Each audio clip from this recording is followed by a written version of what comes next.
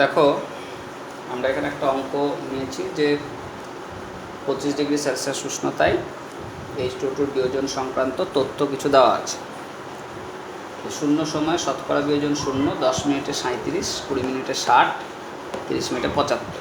এ বলছে বিক্রিয়াটার ক্রম, গতি ধ্রুবক এবং অর্ধায়ুষ্কারের মান গণনা করতে হবে। অঙ্কগুলো লিখে নেবে খাতায়, আমি এখন সলভ করে দিচ্ছি। তাহলে দেখো, ওই যে বলছে H2O2 শূন্য সময়ে শতকরা বিয়োজন 0, মানে কি, যে আমি যখন H2O2 একটা পাত্রে নিয়েছি, H2O2 নেওয়া হয়েছে, তাহলে H2O2 প্রাথমিক অবস্থায় দেখা যাচ্ছে কিছু ভাঙেনি। সেটাই হওয়া উচিত, কারণ ফ্রেশলি তুমি যদি H2O2 নাও তাহলে সেটা কোনো রকমভাবে বিয়োজন ঘটবে না। এবার H2O2 আসলে কি হয়, H2O2টা বিয়োজিত হয়ে H2O এবং অক্সিজেন গ্যাসে পরিণত হয়। এরকম 2H2 প্লাস O2 যত সময় যায় তত H2O2 বিয়োজিত হতে শুরু করে। তো এখন অঙ্কটাই বলছে কি, যে শূন্য সময়ে শতকরা বিয়োজন 0 আর 10 মিনিটে 37, মানে কি, আমার যদি প্রারম্ভিক পরিমাণটাকে আমরা 100 ধরে নিই, তাহলে T মানে 10 মিনিট সময় পরে দেখছি 37% ভেঙে গিয়েছে। শতকরা বিয়োজন 37, মানে 37% ভেঙে গিয়েছে। তাহলে এখানে A মাইনাস এক্স, অর্থাৎ যেটা অবশিষ্ট আছে সেটা হচ্ছে 100 মাইনাস 37, অর্থাৎ 63। আবার একই রকমভাবে ধরো 20 মিনিট সময় পরে দেখছো 60% বিয়োজিত হয়েছে, তাহলে অবশিষ্ট কতটুকু আছে, 100 মাইনাস 60। তাহলে তোমাকে এই অঙ্কগুলো করতে গেলে সবসময়তে ছকটার অর্থ বুঝে করতে হবে, যে এক্সের ভ্যালু কোনটা, না A মাইনাস এক্সের ভ্যালু সরাসরি দেওয়া আছে, সব তথ্যটাকে বুঝে তারপরে করতে হবে।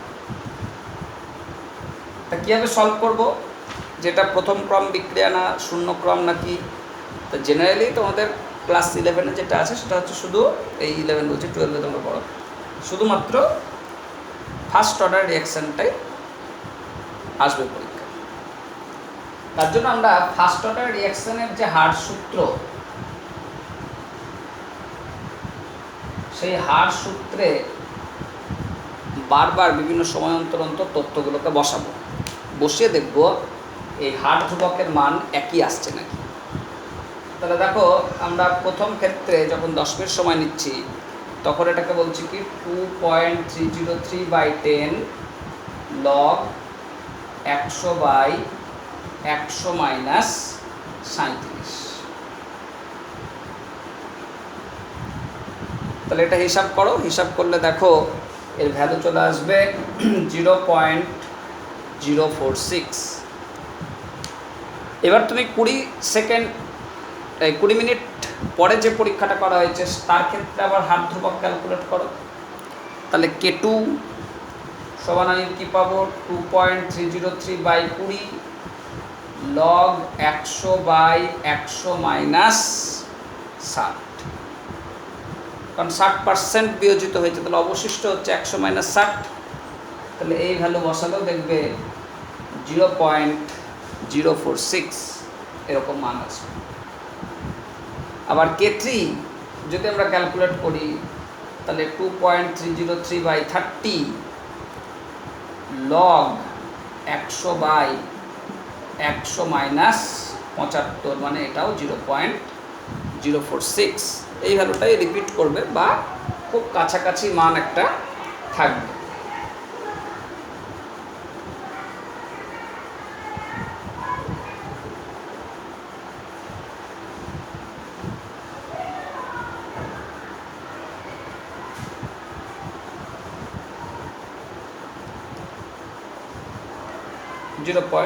এটার ক্ষেত্রে যেমন আসছে 0.0458 বলা যায়। তাহলে দেখো সব ক্ষেত্রে একই মান আসলো। তাহলে এটা আমরা যেহেতু প্রথম ক্রম বিক্রিয়ার হার সমীকরণে বসিয়ে মানগুলো পেয়েছি, তার জন্য বলবো যে এই তথ্যগুলো প্রথম ক্রম বিক্রিয়াকে অনুসরণ করছে। তাহলে কি বলবো, যে বিভিন্ন সময়ে কে এর মান প্রথম ক্রম বিক্রিয়ার হার সমীকরণ থেকে একই পাওয়া যাচ্ছে, তাই তথ্য প্রথম ক্রম বিক্রিয়া সম্মত। বুঝতে পারলে? তাহলে এটাকে আমরা প্রথম ক্রম বিক্রিয়া সম্মত তথ্য বলছি। আর কি জানতে চেয়েছিল? গতি ধ্রুবক মানে কে এর ভ্যালু। তাহলে গতি ধ্রুবক বা হার ধ্রুবক এর মান 0.046 মিনিট ইনভার্স বসিয়ে দাও। মাথায় রাখবে যদি এই মান আলাদা আলাদা আসে তাহলে তোমরা কি করবে? অ্যাভারেজ করে নেবে, অর্থাৎ K1 K2 plus K3 by 3 করে দিয়ে তখন উত্তর করবে। আর যেহেতু এখানে একই ভ্যালু এসছে তার জন্য একই মান বসিয়ে দিলাম। যদি না আসে কোনো অঙ্কের ক্ষেত্রে তাহলে কিন্তু বারবার তোমাকে হিসাব করে নিতে হবে, অ্যাভারেজ করে নিতে হবে। আর অর্ধজীবনকাল টি হাফ মানে কি জানি 0.693 বাই কে। তাহলে 0.693 ডিভাইড 0.046, তাহলে আসছে 15.06 মিনিট। তাহলে অঙ্কটা আমরা পেলাম যে প্রথম ক্রম বিক্রিয়ার হার সূত্র মেনে চলছে, আর বিক্রিয়াটার ক্ষেত্রে হার ধ্রুবকের ভ্যালু আমরা পেয়ে গিয়েছি, আর আমরা দেখলাম যে প্রথম অর্ধজীবনকালের মান কত আসছে সেটাও গণনা করা গেল। নেক্সট দেখো আমরা 2 নম্বর অঙ্ক স্টাডি করব।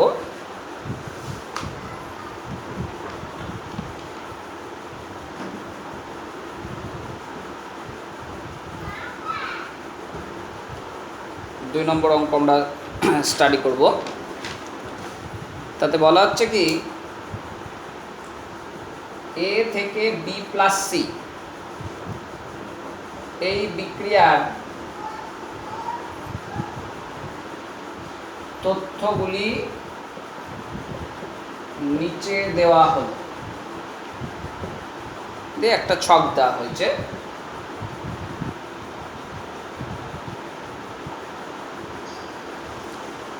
এক ধারে লেখা হয়েছে সময় সেকেন্ড ইউনিটে, আর এক ধারে দেওয়া হয়েছে এর গাঢ়ত্ব মোল পার লিটার ইউনিট, মোল পার লিটার ইউনিট। তা দেখো যখন সময় 0 তখন এটার গাঢ়ত্ব হচ্ছে 50.8, যখন সময় 900 তখন এর গাঢ়ত্ব হচ্ছে 19.7, যখন 1800 তখন হচ্ছে 7.62 মোল পার লিটার। তাহলে এই যে তথ্য আমাকে দেওয়া হলো, এই তথ্যটাকে তাহলে তোকে অ্যানালিসিস করে দেখাতে হবে যে এই বিক্রিয়াটি প্রথম ক্রম বিক্রিয়ার হার সূত্র মেনে চলে।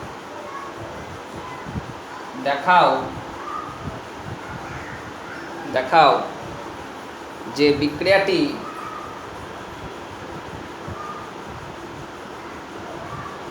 প্রথম ক্রম বিক্রিয়ার হার সূত্র মেনে চলে। তাহলে কীভাবে প্রুভ করব? একই রকমভাবে আমরা ফার্স্ট অর্ডার রিঅ্যাকশনের ক্ষেত্রে বিভিন্ন সময় অন্তর অন্তর কে এর ভ্যালু ইভ্যালুয়েট করব, দিয়ে যদি দেখি কে এর মান প্রত্যেক ক্ষেত্রে একই আসছে তাহলে আমরা বলতে পারি বিক্রিয়াটা প্রথম ক্রম সূত্র মেনে চলে।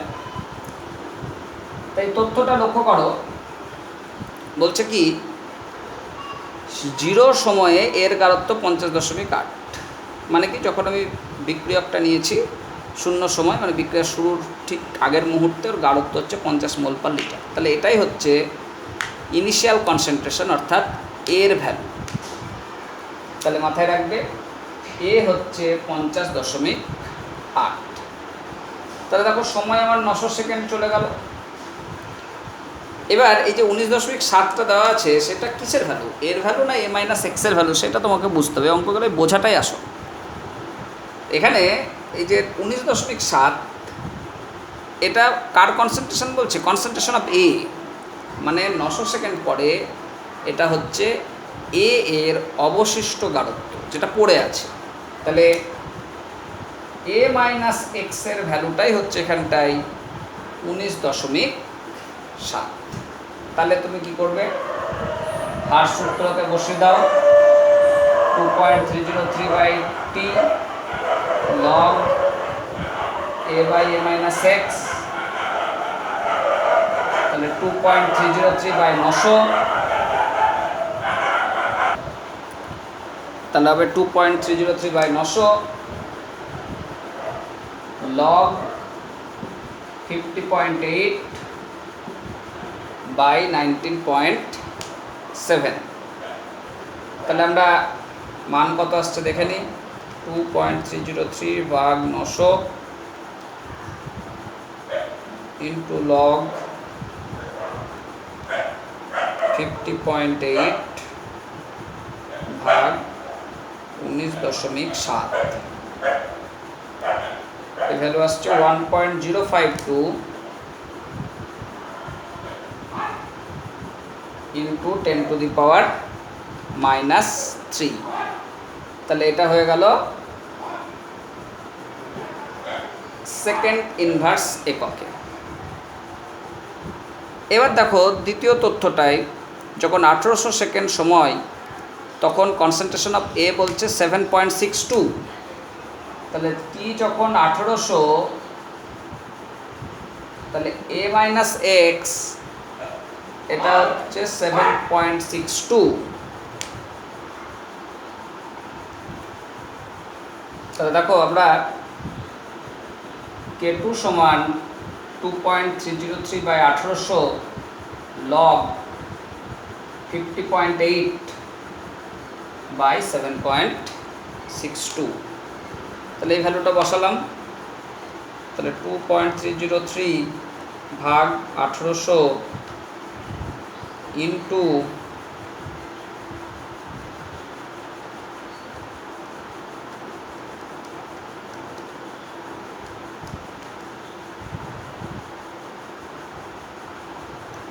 log 50.8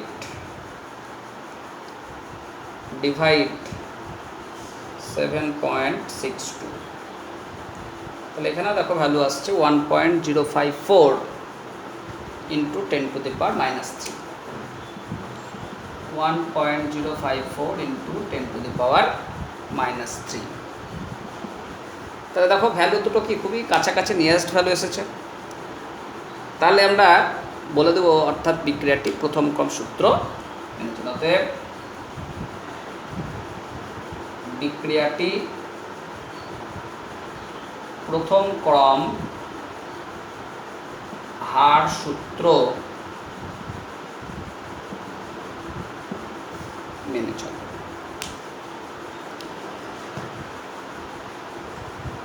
আর এখানটায় কিন্তু কোনো হার ধ্রুবকের মান জানতে চাইলে তার জন্য আমরা বের করলাম না, যদি চাইতো তাহলে করতাম, কিছু চাইনি বলে বের করলাম। নেক্সট দেখো 3 নম্বর বলছে জলীয় দ্রবণে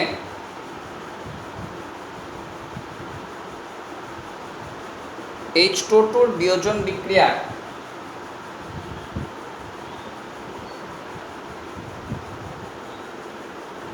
বিক্রিয়ার গতি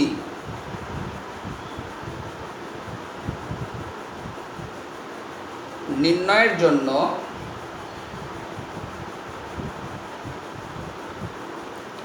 বিভিন্ন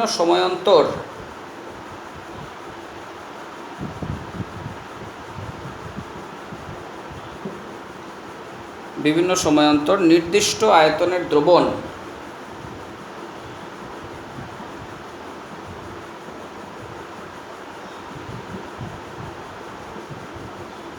নির্দিষ্ট আয়তনের দ্রবণ প্রমাণ KMnO4 দ্বারা টাইট্রেশন করা হবে।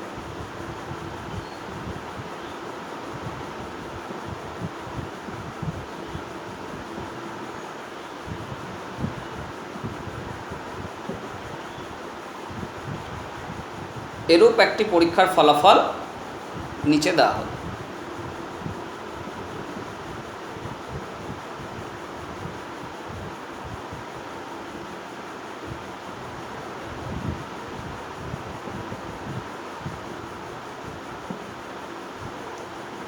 একটা তোমাকে টেবিল দিয়ে দেওয়া হয়েছে, একধারে দেওয়া হয়েছে সময় মিনিট ইউনিটে, আর একধারে দেওয়া হয়েছে KMnO4 এর আয়তন,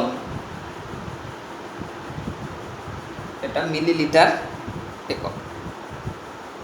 তাহলে শূন্য সময়ে 46.2, 5 মিনিটে 37.1,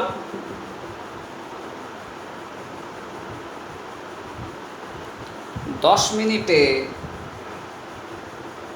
29.8 এবং 20 মিনিটে 19.6 দিয়ে বলছে দেখাও বিক্রিয়াটি প্রথম ক্রম বিক্রিয়া এবং হার ধ্রুবকের মান নির্ণয় করো। দেখাও বিক্রিয়াটি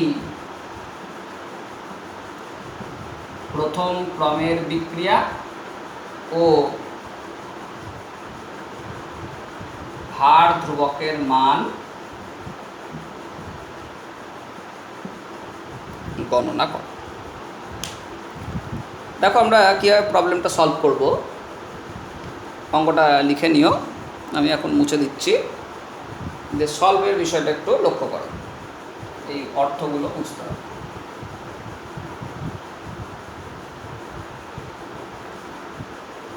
তাহলে তুমি একটা পাত্রে হাইড্রোজেন পারঅক্সাইড দ্রবণ নিয়েছো,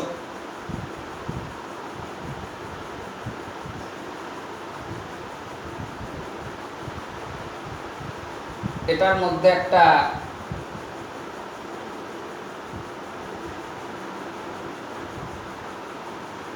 পিপেট নেওয়া হয়েছে, যেখান থেকে আমরা টাইট্রেন্ট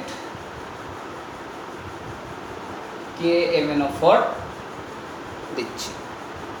তাহলে যখন আমরা ফ্রেশলি প্রিপেয়ার্ড KMnO4 নিলাম, এই H2O2 নিলাম, তখন এর মধ্যে সবটাই H2O2 আছে, কিন্তু যত সময় যাচ্ছে H2O2 কিন্তু ভেঙে এরকম জলে পরিণত হতে শুরু করছে, ভাঙতে শুরু করছে। তাহলে এই প্রাথমিক অবস্থায় দেখো শূন্য সময়ে KMnO4 এর আয়তন বলছে 46.2, মানে যখন সময়টা শূন্য একবার ইনিশিয়ালি, তখন আমার H2O2 যেটা সংগ্রহ করা হয়েছে তাকে টাইট্রেশন করলে দেখা যাচ্ছে 46.2 ml KMnO4 ওটা অ্যাবজর্ব করছে। তার মানে এই যে মানটা 46.2 ml KMnO4 অ্যাবজর্ব করছে, তার মানে এটাই বুঝতে হবে যে এই পাত্রে উপস্থিত H2O2 এর প্রারম্ভিক পরিমাণ, কারণ ওটাই H2O2 এর পরিমাণটাকে এখানে KMnO4 এর সাহায্যে গণনা করা হচ্ছে। তার জন্য KMnO4 দিয়ে টাইট্রেশন করলে আমরা পাচ্ছি কি 46.2। তাহলে এই তথ্য থেকে আমরা বুঝে নিতে পারছি A এর মান হচ্ছে 46.2। এবার দেখো তোমার 5 মিনিট সময় চলে গেল, তারপর আবার আমি H2O2 সংগ্রহ করে আবার টাইট্রেশন করছি, তখন দেখছি 37.1 ml KMnO4 এর প্রয়োজন হচ্ছে। তাহলে 37.1 ml KMnO4 কেন প্রয়োজন হচ্ছে, কমলো কেন? আসলে H2O2 কিছুটা বিয়োজিত হয়ে গিয়েছে। তাহলে বিয়োজিত H2O2 সে তো আর KMnO4 এর সঙ্গে রিয়াকশান করছে না, তার জন্য KMnO4 এখানে কিছুটা কম পরিমাণে প্রয়োজন হচ্ছে। তাহলে এই যে 37.1 এই ml যে KMnO4টা এসছে, এটা তাহলে কিসের মান? এর ভ্যালু না x এর ভ্যালু না a মাইনাস x এর ভ্যালু? মাথায় রাখবে এটা হচ্ছে a মাইনাস x এর ভ্যালু। কারণ কি, তোমার ওই মুহূর্তে কতটুকু H2O2 অবশিষ্ট আছে, সেটা কতটা KMnO4 অ্যাবজর্ব হচ্ছে তার দ্বারা নির্ধারিত হচ্ছে। তাহলে 5 মিনিট পরে আমার যদি কেএম এর উপর 37.1 ml প্রয়োজন হয়, তার মানে বুঝতে হবে ওই পাত্রে 37.1 ml আয়তনের H2O2 সমতুল্য আয়তনের H2O2 ওর মধ্যে উপস্থিত আছে অবশিষ্ট। তাহলে A মাইনাস এক্স সেটা হচ্ছে 37.1। তাহলে আমরা K1 ক্যালকুলেট করব। তাহলে K1 সমান আমরা লিখব কি 2.303/t log A by A minus x. তাহলে 2.303/5 log 46.2 ডিভাইড 37.1। তাহলে এইভাবে তুমি যতবার তথ্যটা দিয়েছে ততবার K1 K2 K3 ক্যালকুলেট করে নেবে, দিয়ে দেখবে মানটা কত আসছে, একই আসছে কিনা লক্ষ্য রাখবে।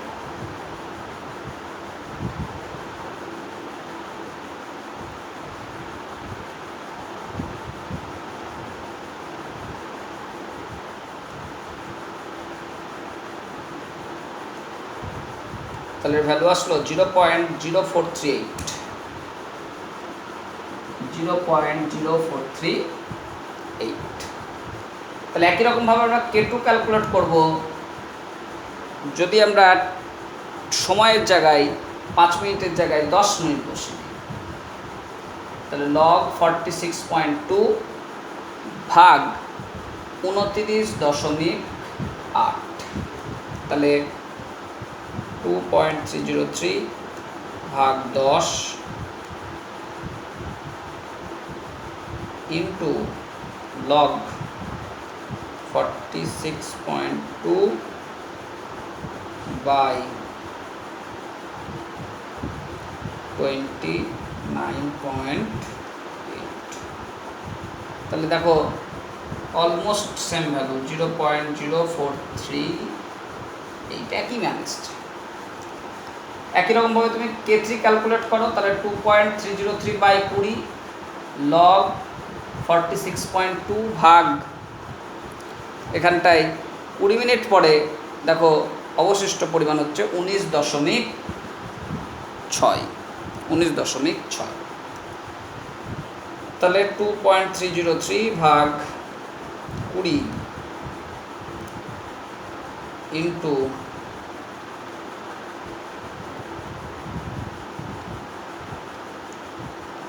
log 46.2 ভাগ 19.6।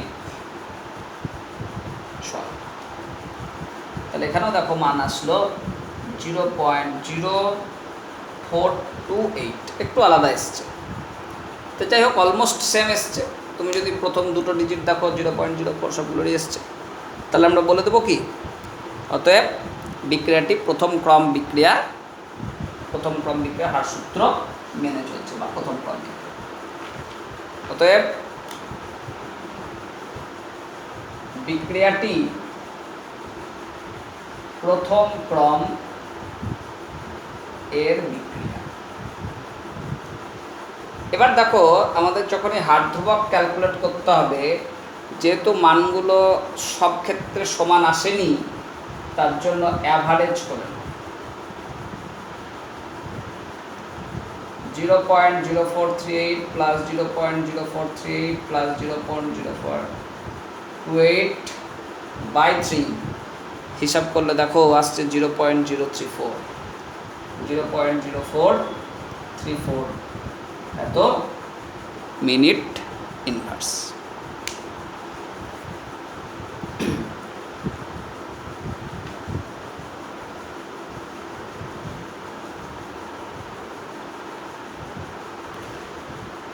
পরবর্তী প্রশ্ন অঙ্ক দেখো, বলছে যে উত্তপ্ত করলে অ্যামোনিয়াম নাইট্রাইট বিয়োজিত হয়ে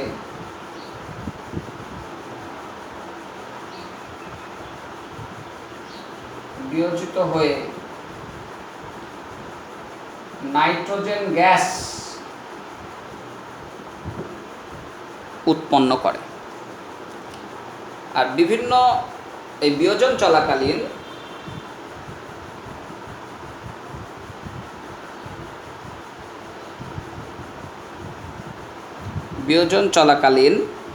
বিভিন্ন সময়ে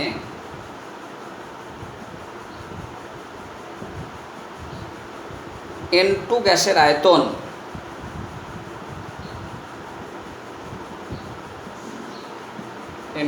আয়তন পরিমাপ করে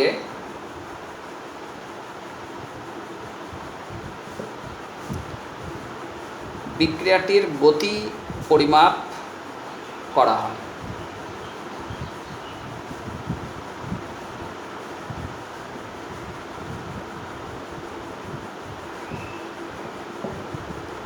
বিক্রিয়াটির গতি পরিমাপ করা হয়। এরকম পরীক্ষার ফলাফল নিচে দেওয়া হয়। এরকম পরীক্ষার ফলাফল নিচে দেওয়া হলো। একটা ছক দেওয়া হয়েছে।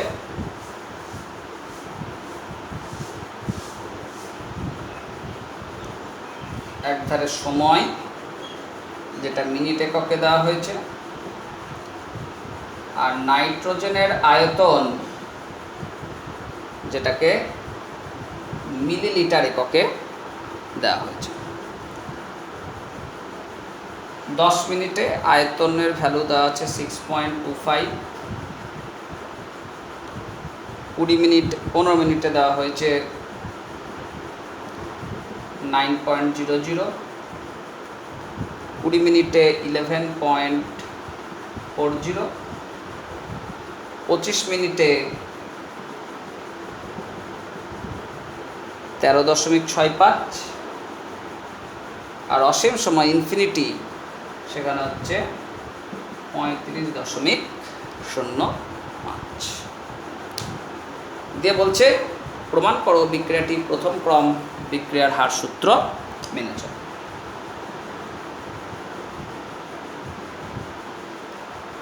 বিক্রিয়াটি প্রথম ক্রম বিক্রিয়ার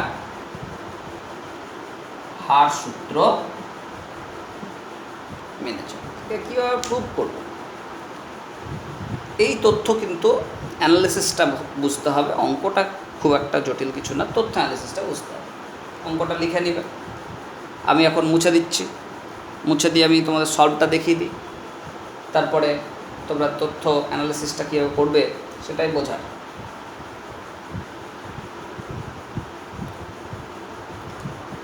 আসলে বিষয়টা কি হয়েছে যে একটা বদ্ধ পাত্রে তুমি কিছুটা অ্যামোনিয়াম নাইট্রেট নিয়ে নিয়েছো।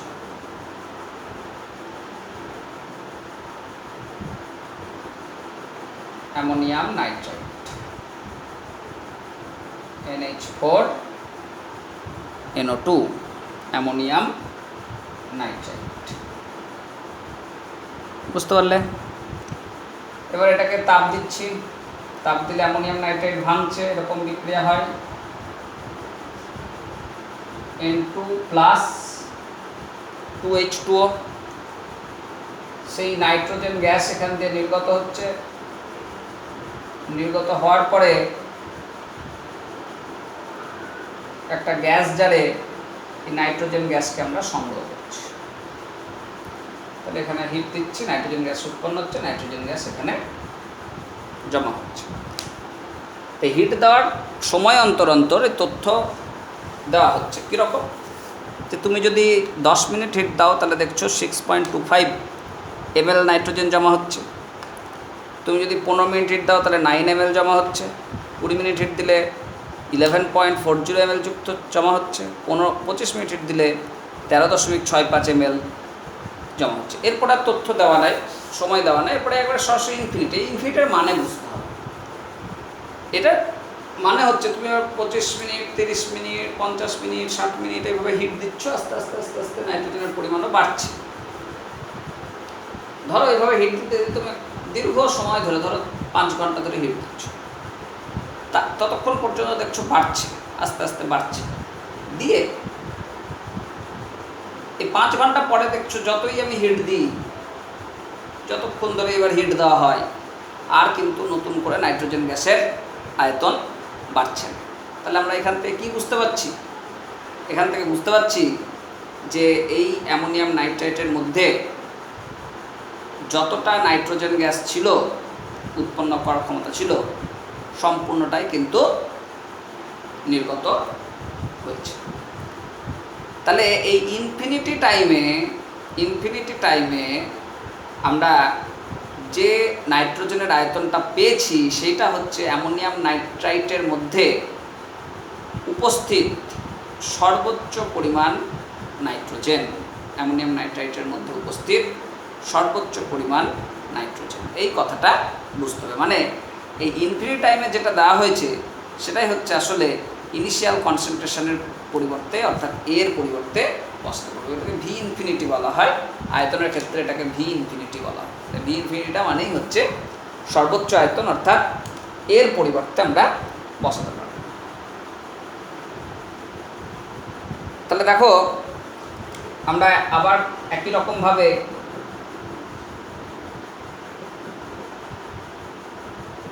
তথ্যকে অ্যানালিসিস করব।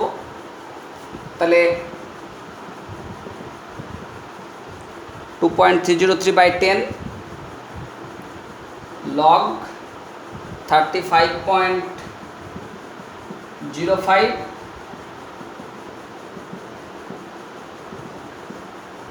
মাইনাস 35.05 মাইনাস 6.25 কেন করলাম? এক্স কেন বলছি? কারণ আমি 10 মিনিট হিট দিলে 6.25 আমি পেয়েছি, তাহলে তো এখনও অনেকটা অবশিষ্ট আছে, কারণ ম্যাক্সিমাম তো আমি 35.05 পেতে পারি, কিন্তু পেয়েছি আফটার 10 মিনিট 6.25 ml। তাহলে অবশিষ্ট কত সেটা হচ্ছে, এটা বিয়োগ করতে পারছি। তাহলে ভ্যালুগুলো বসিয়ে দাও, দিয়ে দেখো কত আসছে।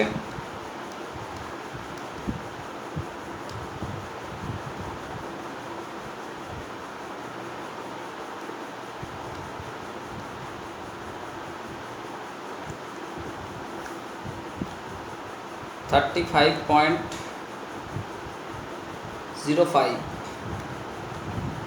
divide 35.05 minus 6.25, তাহলে ভ্যালু আসলো 0.0196। এরকমভাবে তুমি 10 মিনিটের পরে 15 মিনিট অন্তর, 20 মিনিট অন্তর, 25 মিনিট অন্তর বারবার হিসাব করবে, কারণ তোমাকে 4 বার মান দিয়েছে। তাহলে 2.303/20 log 35.05 মাইনাস 9.00, বুঝলে? হিসাব করবে, দেখবে অলমোস্ট সেম ভ্যালু আসবে। আমি আর করছি না, তোমরা বাড়িতে করবে বসে বসে, কত আসছে দেখে নিয়ে বসাবে। আমি ওই ভ্যালুটা রিপিট করে দিচ্ছি। তাহলে এটা 15 মিনিটে ছিল, এবার 20 মিনিটে করো, 25 মিনিটে করো,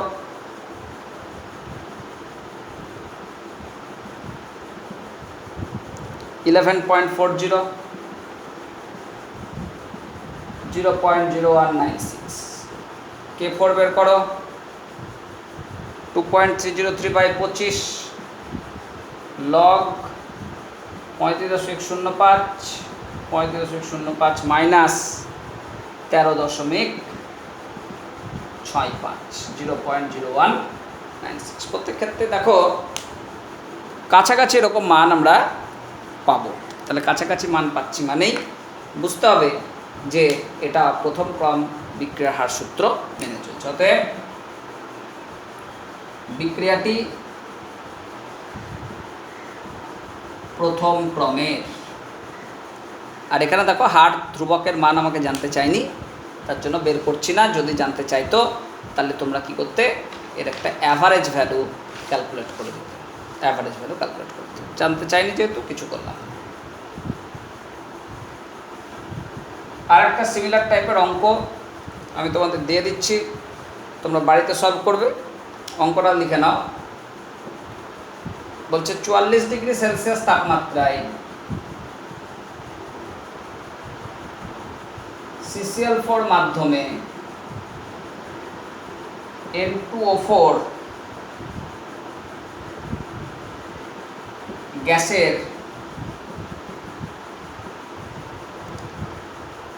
বিয়োজন বিক্রিয়ায়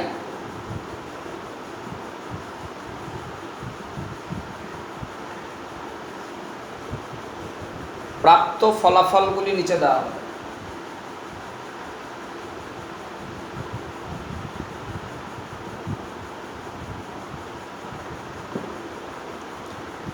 দেখাও বিক্রিয়াটি প্রথম ক্রমের।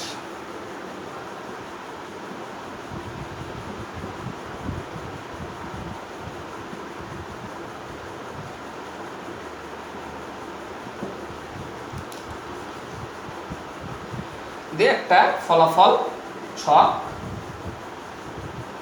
দেওয়া হয়েছে। কি ছকটা আছে? এক ধারে দেওয়া হচ্ছে সময় মিনিট ইউনিটে, আর এক ধারে দিয়েছে অক্সিজেন গ্যাসের আয়তন